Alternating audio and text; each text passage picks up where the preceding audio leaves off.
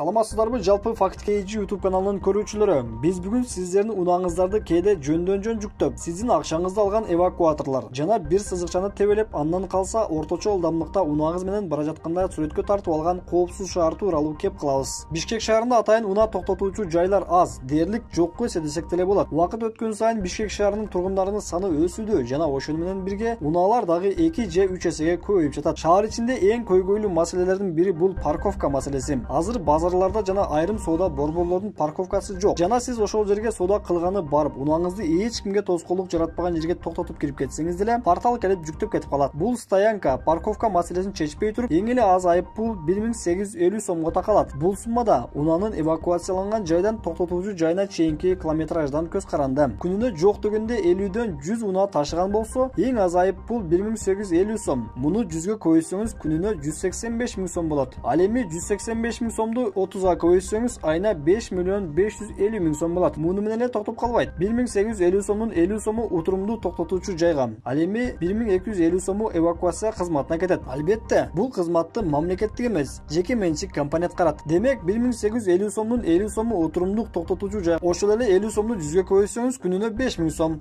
Ал эми 5000 сомду 30га көбөйтсөңүз айына 150 000 сом түшүп турат. Эвакуациялык компанияга күнүнө 1250 сомду 100гө көбөйтсөңүз 125 000 сом. Ал эми ушул эле 125 000 сомду 30га көбөйтсөңүз айына 3 миллион 750 000 сом түшүп турат. Ал эми мамлекеттик штраф болсо 550 сомдон күнүнө 100 унаадан 55 000 сом. Ал эми айына 1 миллион 650 000 сомдон киреше кирет. Мына көрдүңүздөрбү? Сиздин унааңызды жүктөп кетип жаткан компания кандай байып жаткандыгын. Мына ушул кызматты эмне себептен мамлекет өзү аткара албайт же карапайым калктын чөнтөгүн таза кылып шыпырып жаткан компанияны бир тизгиндеп койбойт. Карапайым эл ушунча акча төлөп жатса дагы, бирок шаарда ылайыктуу шарт каралбай жатат. Албетте, коопсуз шаарда жашап жатабыз. Баары өнүккөн. Ошондуктан унаа токтоткондо жол эрежесин бузгандар жөн эле унааны сүрөткө тартып, унаанын ээсине жиберип койсо деле жетиштүү болот. Албетте, унаа жол тосуп, кыймылга жолтоо болуп жаткан болсо, анда жүктөп кетүү туура болот. Макул, эвакуатор жүктөп кетти дейли. Ошону менен эле эреже сакталып таза болуп калбайт. Ал жүктөп кеткенден кийин 5 мүнөт өткөндөн кийин эле ордуна башка унаа келип токтойт. Себеби башка жерге токтой албайт. Шарт жок. Мисалы, сиздин унааңыз жолдо баратып бузулуп калды. Сиз аны ордунда эле оңдоого шартыңыз жок. Анан эч кимге жолтоо болбогон жерге токтотуп акча таап келгени кеттиңиз. Бирок сиз акча таап келгениңизче сиздин унааны жүктөп кетишет. Анан сиз эптеп таап келген акчаңызды унаа оңдотууга эмес, унааңызды жүктөп кеткендерге берип чыгарып аласыз. Мындай майлуу кара бизнес токтобой жатканы кыязы портал бизнесинин ээлери өйдө жактан өңдөнөт. Ал эми экинчи акча ашылып жаткан. Азыр бизде коопсуз шаар аталышындагы долбоор аябай каттуу. Күпүлдөп жол чырактар турган көчөлөрдүн кесишине видео камераларын коюп, айдоочулардын чөнтөгүн каккылап жаткан кези. Айдоочулардын дегенибиздин дагы бир жөнү бар. Негизи коопсуз шаардын видео камералары жол чырактар бар жерлерге коюлганы өзү туура эмес. Анткени ал жерде эрежени камерасы жок эле жол чырактар так тайылып турат. Ал эми камера болсо айдоочунун бир сызыкчаны тебелеп кеткени эле тартып алып, айып пул жазып коет. Коопсуз шаар деп аталган соң видео камераларды эл көп чогулган базарларга, жаңы конуштарга, үйлөрдүн арасына коюш керек. Анткени ал жерлерде уурулук, кылмыштуулук болбой койбойт. Албетте болот. Ал эми ушул коопсуз шаардын камералары орнотулган жерлерде айдоочуларга эскертип туруш үчүн камерадан 10-15 метр алыстыкта белги коюлган. Белгиде эки тилде жазылган. Контроль деп орусча, контроль деп англисче жазылган. Ал эми көзөмөл деген кыргызча жазуу батпай калган же жазгандан уялышкан.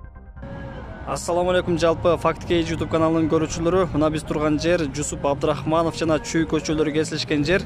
Мына ушул эки көчө кесилишкен жерде коопсуз шаардын камералары орнотулган. Мына ушул камералар орнотулган жерде айдоочуларга көрүнүктүү болсун деген таризде мына ушул контроль жана контрол деп эки тилде англисче жана орусча эки тилде гана жазып койгон. Бул жерде өзүңүздөр көрүп тургандай ушул белгиде кыргызча жазуу жок.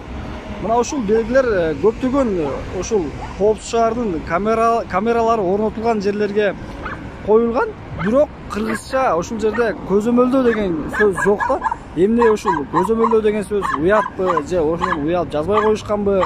Албетте биз Кыргызстанда жашагандыктан биз ушул кыргызча дагы жазганды унутпасак.